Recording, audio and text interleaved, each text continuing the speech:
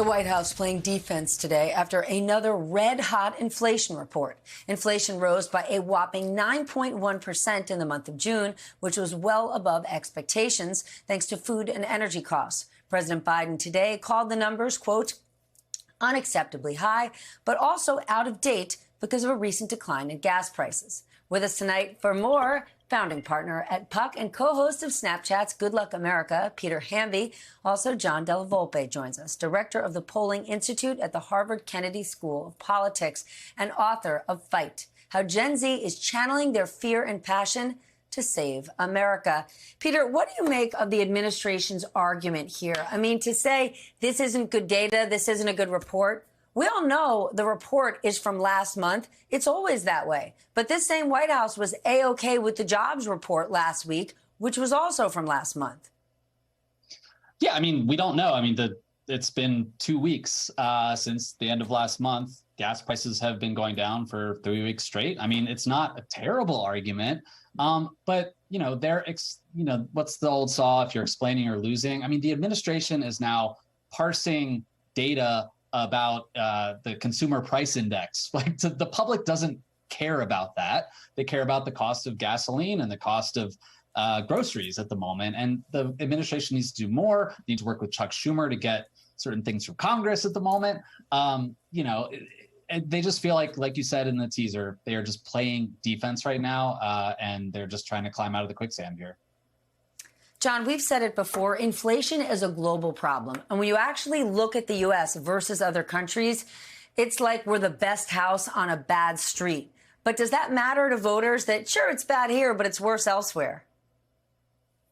No, it matters to voters every single day that oftentimes they spend, the drive from their house to the work, rather that it takes them. They're spending a couple of hours of their first couple of hours of pay, right, and the effect that it has on individuals every single day. But surprisingly, Stephanie, this election cycle is different, I think, because despite the fact that inflation does not seem to be tamed in the last year, the Republican advantage in most of the generic ballot tests that we see is actually dissipating. Over the last several months. When we look at February, Republicans had twice the advantage that they have today. So unlike other cycles, I'm not so sure that inflation is as correlated with the ballot as it once was. Peter, you've got a new piece in Puck titled Out with the Olds, all about Gen Z. Is their issue they like Democrats or Republicans, or is it that they don't think either party or who is running either party represents what they want, what they care about? It's a little bit of both. And this gets to what John was just saying. There seems to be a difference between the approval rating of the president and the party in power and the generic ballot test for November. Young people, Gen Z in particular, and John just did an amazing study with the Walton Foundation and Murmuration on this, a poll that measured Gen Z sentiment, people under 18 as well, which is pretty rare in polling. And look, they say in focus groups, they say in polls, they voted for Biden because he wasn't Trump. There's not a lot of affinity there for the Democratic Party. Gen Z and younger millennials in particular feel like they're being deprived of certain liberties, whether it's reproductive rights, gun violence, voting rights, identity issues. But they don't feel like the Democratic Party has delivered for them. I mean, Biden's biggest accomplishment, you could argue, is the infrastructure bill. That's not something that's very salient to a 19-year-old who's not going to see the long tail outcome of that for many years to come. And so I think when they head into November, this gets to your question. I think young people will still vote, albeit not at the rate certainly of 2020, and maybe not as high as they did when they turned out in 2018, when a huge amount of young people voted in a midterm election. But the choice on the ballot is very important here. Young people might not, they're progressive, they skew progressive, they might not like Joe Biden, but when they see the contrast in a place like Pennsylvania, for example, between Josh Shapiro and Doug Mastriano, that choice gets to their existential fears about the future of our democracy and what it can do for them. And so I think John is right that people will show up and vote. The generic ballot is closer than the Biden approval rating would suggest. So we'll see. I mean, I think young people feel like, especially Gen Z, they can't afford not to vote. John, do you think young people are going to be motivated this November? I don't think there's a question about it, Stephanie.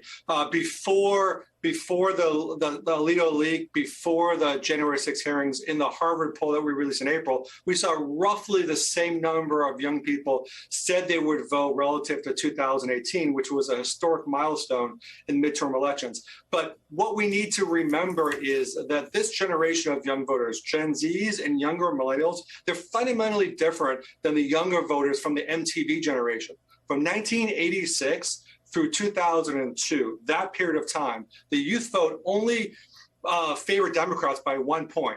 At every election since then, the youth vote has favored Democrats by 20 points on average. They're the ones responsible for flipping 5 states from red to blue and electing Joe Biden in a Democratic Senate. And this is a fundamental voting bloc of the Democratic Party, and unless they can show and match the passion and the urgency that this group of voters are showing by protesting, by engaging in a variety of different activities around gun violence and reproductive rights and climate, et cetera, unless they can see that creativity and that passion matched by folks in Washington, D.C., it's going to be a huge opportunity lost, specifically for Democrats this November. But then how do you square that, Peter, with the fact that so many Gen Zers simply do not have faith in our political system, and that could mean they're going to stay home? I mean, it is a conundrum. I was in a focus group the other day for Sarah Longwell's podcast, The Focus Group for The Bulwark. And it was with a bunch of Gen Z Democrats and then a separate one with Gen Z Republicans. John has a Harvard poll from last year that bears this out. One of the young men in this focus group said he thinks there might be a civil war in this country in the next 20 years. And I believe a third of young voters in the Harvard IOP poll late last year said something similar. They think democracy is fraying. They're scared for their future. But at the same time, like, that's why, again, they say they can't afford not to vote. They might have a dim view of politics, certainly a dim view of Joe Biden. The New York Times poll this week found that 94% of Democrats under the age of 30 think Joe Biden should not run again, which is a terrible number for Joe Biden. His numbers among every age demo, his numbers are the worst among voters under 30. It's remarkable. At the same time, I do feel like school shootings, climate change, the abortion rights, the Dobbs ruling, young people are more likely to say than older people that abortion will have an impact on their vote this November. So John and I have talked about this a lot. Young people feel like they are slowly being deprived of their liberties, their access to democracy, opportunity. And so they don't like conventional politicians. They don't identify as partisan, but at the same time, they feel like they have a duty to participate and vote. And protect their rights. Peter Hamby, John Della Volpe, thank you for joining us tonight. I really appreciate it. Good to see you both.